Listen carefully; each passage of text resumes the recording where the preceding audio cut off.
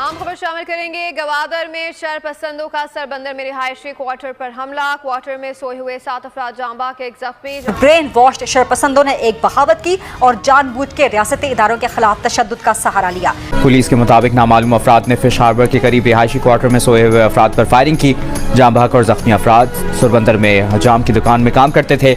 लाशें और जख्मी गवादर अस्पताल मुंतकिल कर दिए गए। मकतूलीन का ताल्लुक पंजाब के जिला खानेवाल से बताया गया। कौम के दिल जख्मी, मुजरिम कब कैफरे किरदार को पहुंचेंगे? बाद में इसकी जिम्मेदारी BLA बलोच लिबरेशन आर्मी कबूल करती है और साथ ये कहती है कि ये लोग एजेंसियों के लोग थे। बलोचिस्तान के अंदर पंजाबियों को मारा जा रहा है, ये बड़ी परेशान कुन वाली चीज़ है पाकिस्तान में, और उनको पिन पॉइंट किया जाता है। जो इस्तेहकाम का सियासी इस्तेहकाम या मुआशी इस्तेहकाम का ख्वाब हम देखते हैं, क्या वो कभी भी शर्मिंदा ताबीर नहीं हो सकेगा? तो घिनौनी हरकत कर डाली जिसका दुश्मन भी तसव्वुर नहीं कर सकता, क्योंकि पाकिस्तान के दुश्मन को अच्छी तरह से पता है कि अर्ज़े पाक के मुहाफिज जाग रहे हैं। पक्का सबके सामने ऐसी किसी भी हरकत का ऐसा मुंह तोड़ जवाब मिलेगा कि सारी जिंदगी किसी को मुंह दिखाने के काबिल भी नहीं रहेंगे। लेकिन फिर भी पाकिस्तान की दिफाई तंसीबात पर हमला हुआ।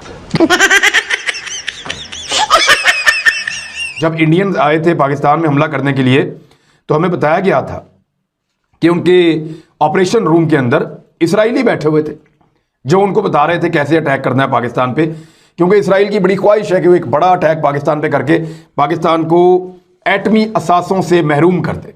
और रात के अंधेरे में ही आतंकियों ने सो रहे और अंधाधुंध गोलियां चला दी और दहशतगर्दी का एक और सबूत पाकिस्तान को सौंप दिया। जहां दुख है, अफसोस है, वहीं पर मुझे गुस्सा भी आ रहा है। और मेरे ख्याल में ये सिर्फ मेरी कैफियत नहीं है, ये हर मुहिब्बे वतन पाकिस्तानी की कैफियत है। उसका लहू इसी तरह खोलता है।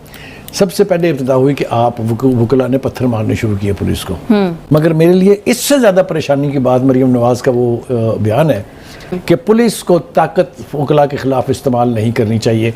मतलब उसका भी यही है कि जूतियाँ खाते रहो, पत्थर खाते रहो और चुप करके खड़े रहो। कि हम बड़े मुश्किल दौर से गुजर रहे हैं, ये हमारे लिए, ये हमारे पास टाइम नहीं है, क्योंकि हमारे जो इश्यूज हैं, इश्यूज जो हैं हमारे इस वक्त, जो महंगाई का इशू, बेरोजगारी का इशू और सिक्योरिटी का इशू। यहाँ तो भारत या कोई दूसरी कंट्री ने हमारे यहाँ पे हमला नहीं किया जो इन लोगों ने किया।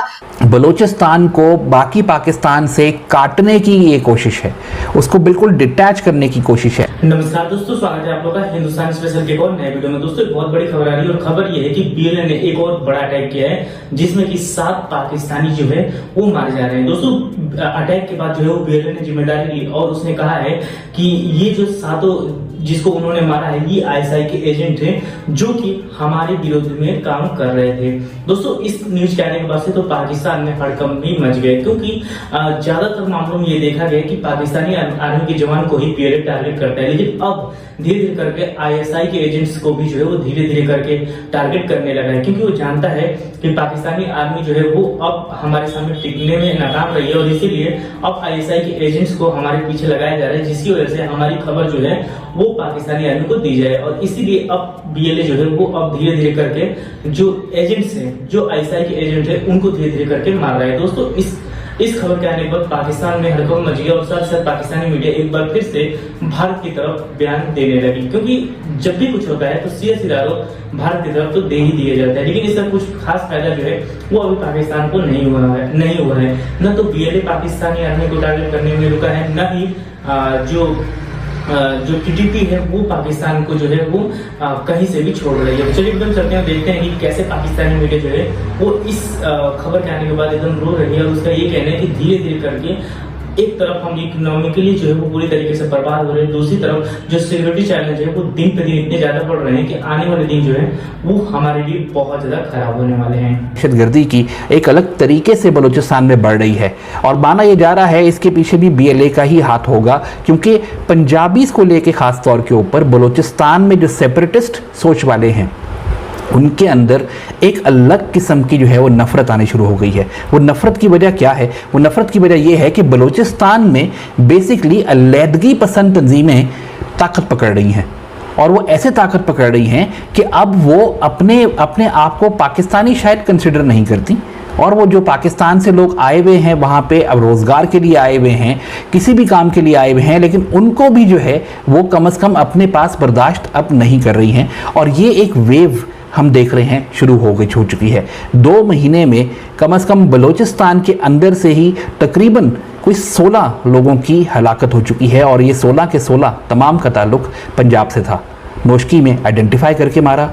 यहाँ पे भी यही केस आ रहा है सामने कि क्योंकि वो पंजाबी थे इसलिए, और ये बाय द वे ये पुलिस अथॉरिटी ने बोला है, तो उन्होंने कहा है कि क्योंकि लग ऐसा रहा है कि वो पंजाबी थे इसी वजह से उन लोगों को टारगेट करके मारा गया है।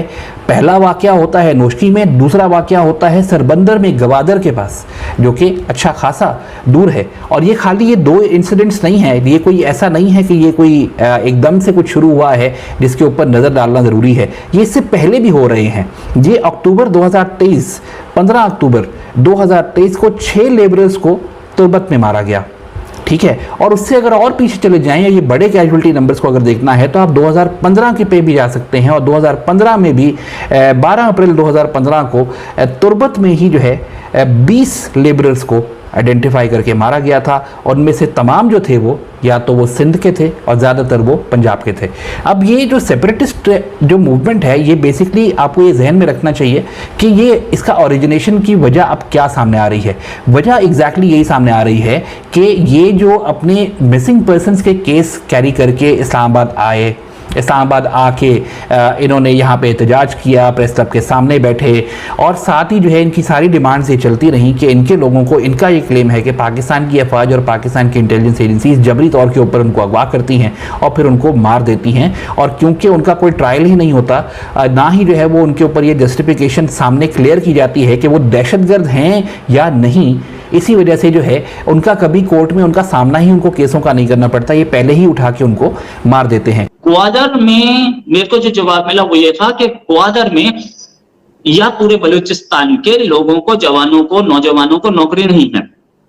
अगर वहां नौकरी नहीं है तो ऐसा कौन सा न्यूयॉर्क है जहां पंजाब से मजदूर आके काम कर रहे हैं? पॉइंट लॉजिकल है, इसमें कोई शक नहीं। ग्वादर में गरीबी है, ग्वादर में 10,000 रुपए महीने पे लोग काम करने के लिए तैयार हैं, तो बाहर से मजदूर 15,000 रुपए क्यों आ रहा है?